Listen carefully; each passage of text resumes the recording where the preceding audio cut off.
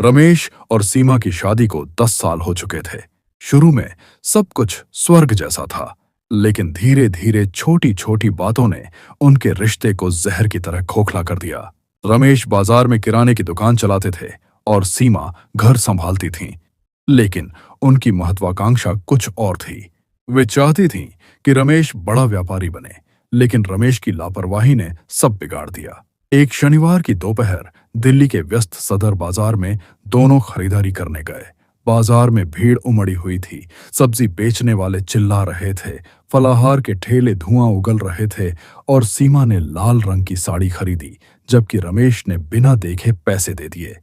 जैसे ही वे आगे बढ़े, सीमा ने देखा कि रमेश की नजर एक युवा लड़की पर अटक गई थी जो फूल बेच रही थी, और गुस्से से तिल मिलाकर कहा, क्या देख रहे हो? अपनी औकात भूल गए हो क्या? रमेश हंसकर टालना चाहा, लेकिन सीमा का गुस्सा बढ़ गया। नहीं, आज सबके सामने तुम्हारी हरकतें बताऊंगी।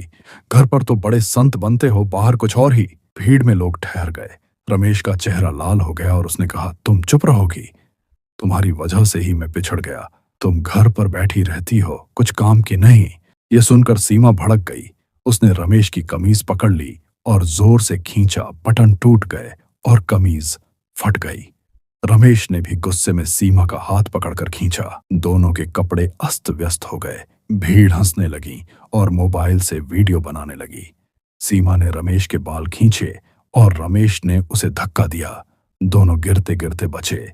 कपड़े बिखर गए। भीड़ और पुलिस आ गई। पुलिस ने दोनों को अलग किया और थाने ले गई।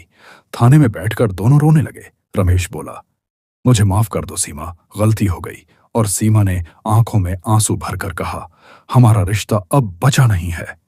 बाहर आकर दोनों चुपचाप घर लौट आए। वह दिन उनके जीवन का सबसे काला अध्याय बन गया। अब वे एक दूसरे से बात भी नहीं करते, लेकिन दिल के किसी कोने में जानते थे कि यह लड़ाई उनके प्यार की परीक्षा थी। अब या तो वे फिर से जुड़ेंगे या हमेशा के लिए टूट जाएंगे। अगर आपको यह कहानी पसंद आई हो, लाइक, शेयर और सब्सक्राइब जरूर करें।